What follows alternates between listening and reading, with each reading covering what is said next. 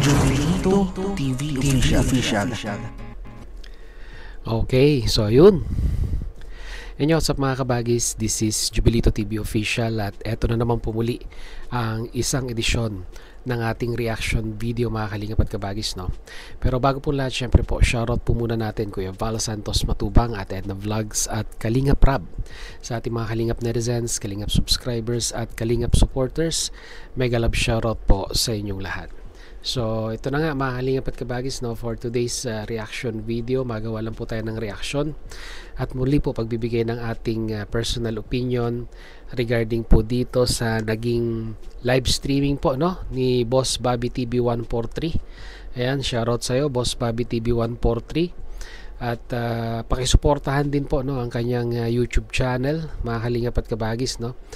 At dito nga po, balik na tayo sa ating topic. Dito po sa kanyang recent live streaming na may title pong Kalingap Rab, dismayado na dahil sa BTS. So dito po, pinanood po natin ang kanyang live streaming na kung saan ay idinidiscuss niya nga po yung patungkol nga po dito, no, sa mga BTS, no, at yung sabihin na nating pagtulong, no, yung mga pagtulong sa mga kamag-anak, pagtulong sa mga beneficiaries ng mga sponsors. So very po, no, very broad or malawak po yung naging scope ng kanyang live streaming, no.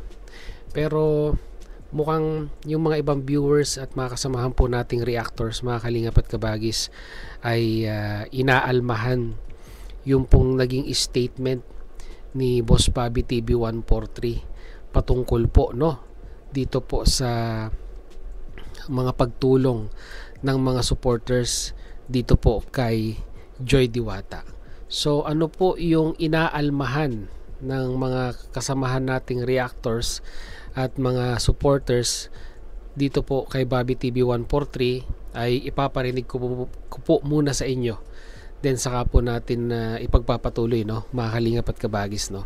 So Boss Bobby TV 143, ako'y hihiram muna ng iyong counting video clips, no, para at least may reference naman po tayo sa ating pinag-uusapan ngayong araw na ito. Kaya ito po muna, pakinggan po muna natin si Boss Bobby TV 143. Narito po yun.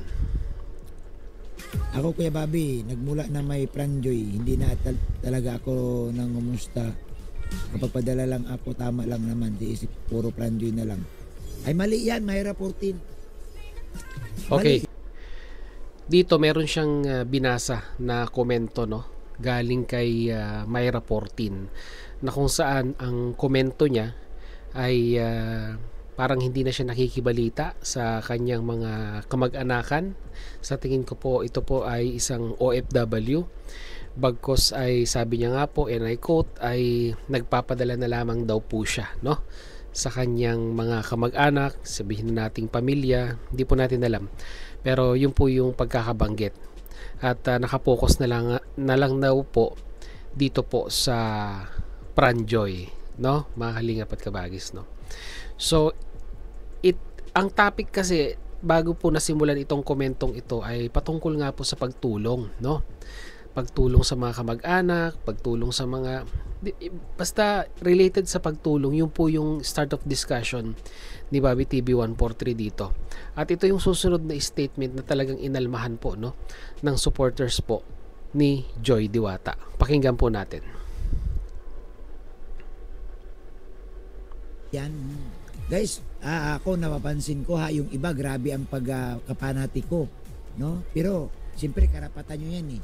Ano bang sabihin nyo? Anong pakialam mo Bobby TV? Gusto namin. Yes, tama yan, karapatan ninyo. Pero huwag niyo pong kalimutan na marami rin nangangailangan sa inyo. Andyan ang inyong mga pamangkin. Andyan ang inyong mga pinsan na walang-wala din naman siguro. Tulungan din naman ninyo. Huwag na si Diwata tulungan guys. Si Diwata guys, mayaman na yan.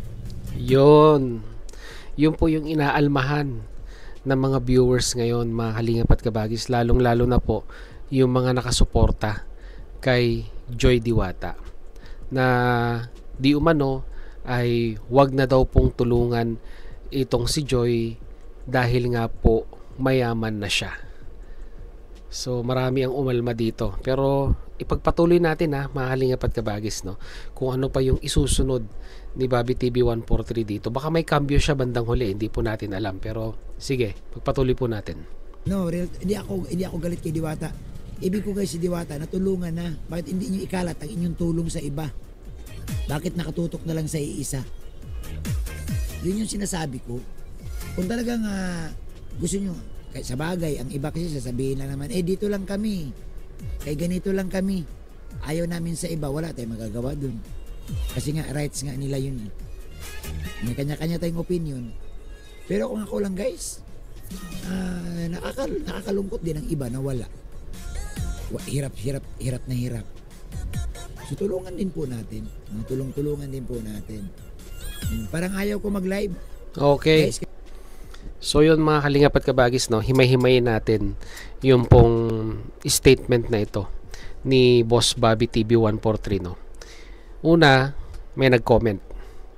At sabi dun sa comment ay hindi na nga daw po siya parang nangungumusta doon sa kanyang kamag-anak, bagkos ay nagpapadala na lamang daw po dahil po naka-focus lang po siya dito po sa lab team, na kung saan ay hindi niya po sinang-ayunan. Hindi po sinang-ayunan ni Bobby TV 143 yung mentality na yon, na kung saan sinasabi niya po na, 'di ba, tulungan din, 'di ba? Kumbaga kumustahin din yung mga mahal sa buhay, na yun yung main reason kung bakit tayo ng ibang bansa, naging OFW, para po sa mga mahal natin sa buhay. At yun nga po, naging comparison niya po dito, mga kalingap at kabagis, ay si Joy, na sinasabi niya nga po na wag nang tulungan dahil po mayaman na. So talagang dun po nag-alab yung damdamin, no? At dito po nabash si Boss Bobby TV 143 dito po sa statement na yon. Pero binawi niya rin naman po, no, bandang huli, na sinasabi niya nga po na hindi naman daw po siya against kay Joy, bagkos ang gusto niya lang ay, 'di ba, may kwan pa, may i-share pa, no, sa iba yung mga tulong na gusto nilang iparating at hindi lamang po nakapokus sa iisang beneficiaries, which is tama naman po si Bobby TV 143 in the sense na maraming mga kalingap beneficiaries ang mga walang major sponsor. Pero sabi nga po ni Boss Bobby TV 143 ay wala naman daw po siyang magagawa dahil syempre po desisyon po yan ng nagbigay, desisyon po yan ng tumulong, desisyon po yan ng sponsor, 'di ba? Dahil pera nga po nila yan, hard-earned money nila yan, so may karapatan po sila kung saan po nila i-diversify yung pong perang kanilang ibinibigay. So ito na, opinion na tayo mga kalingap at kabagis, at ang aking point of view regarding dito sa naging statement po ni Boss Bobby TV 143.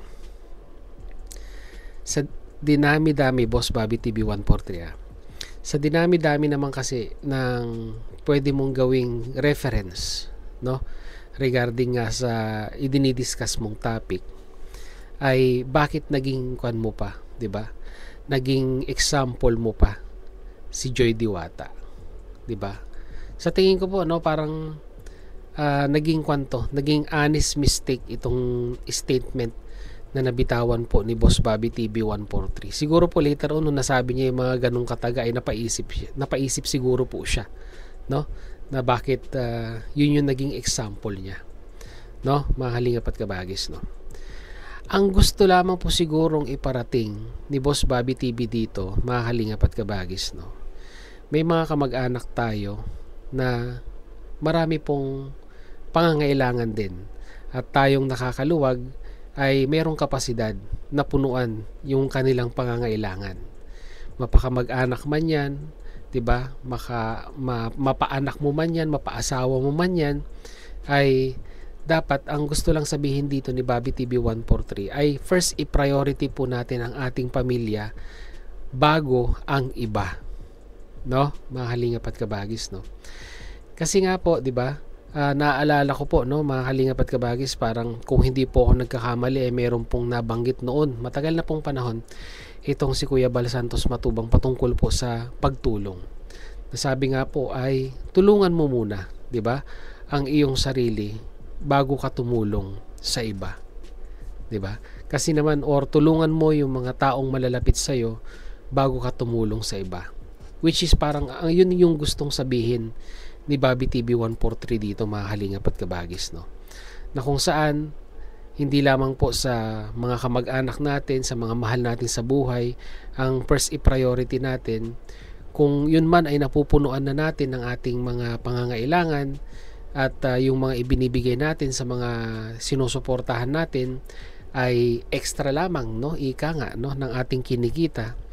Ang gusto lang naman mangyari siguro, no, ni Boss Bobby TV 143 dito ay maraming mga kalingap angels, mga kalingap beneficiaries ang wala pong mga major sponsor. Yun siguro po yung gusto niyang ibigyang pansin, no, sa mga nakakaluwag na mga viewers at supporters po, no, ng Love Team. Pero kagaya nga po ng sinabi ko kanina, wala naman pong magagawa si Bobby TV 143 kung ang kagustuhan po, no, ng nagbibigay ay yun po yung gusto niyang suportahan.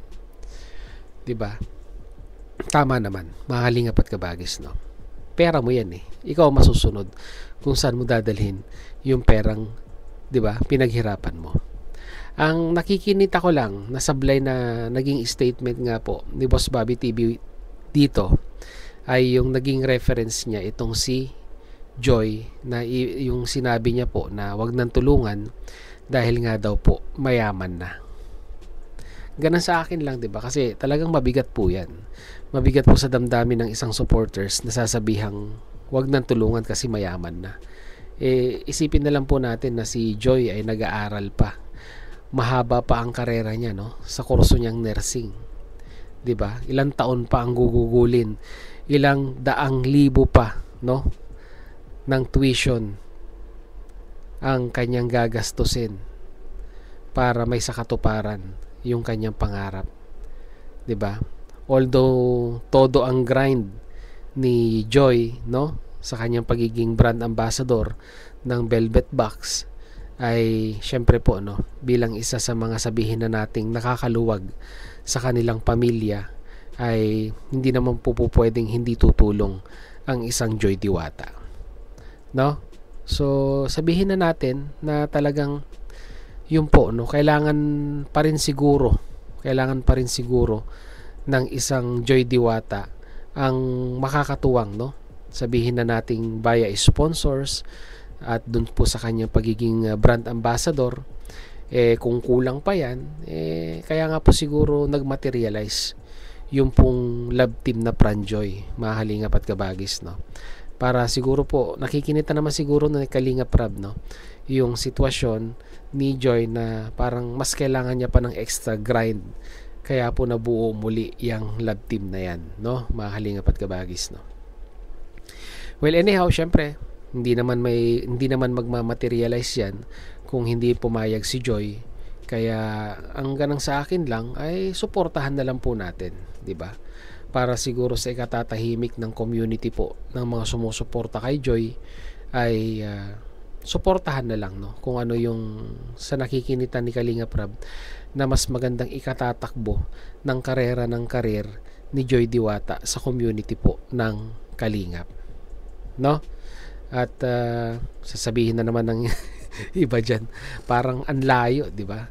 Parang anlayo ng naging reaction video mo nung isang araw patungkol sa opinion mo sa pagiging solo ni Joy as a beneficiaries, tapos ngayon kumakambyo ka sa isang Love Team, no, na parang sa una ay hindi mo sinasang-ayunan.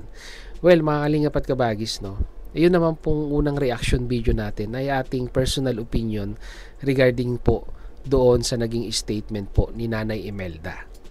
Pero ang ganang sa akin lang, kung meron nang nangyaring pag-uusap, tayo po we're all assuming lang po dito sa social media, 'di ba?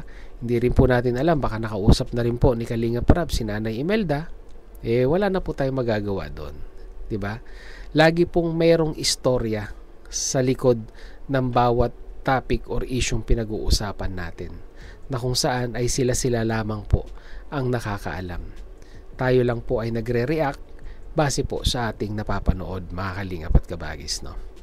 So, yun lang po ang ating reaction video for today, mga kalingap at kabagis. And once again, mag-comment po kayo sa ating comment section at tingnan natin kung ano naman po ang inyong opinion dito sa usaping ito, no, mga kalingap at kabagis. So, yun. Sa mga hindi po nakasubscribe sa ating YouTube channel, subscribe nyo na po, Jubilito TV Official. So hanggang dito na lang po. Once again, this is Jubilito TV Official, proud member po ng Team Koos at ng Team Bios. As I always say, mga kalingap and kabagis, peace, God first. God bless po. Bye-bye!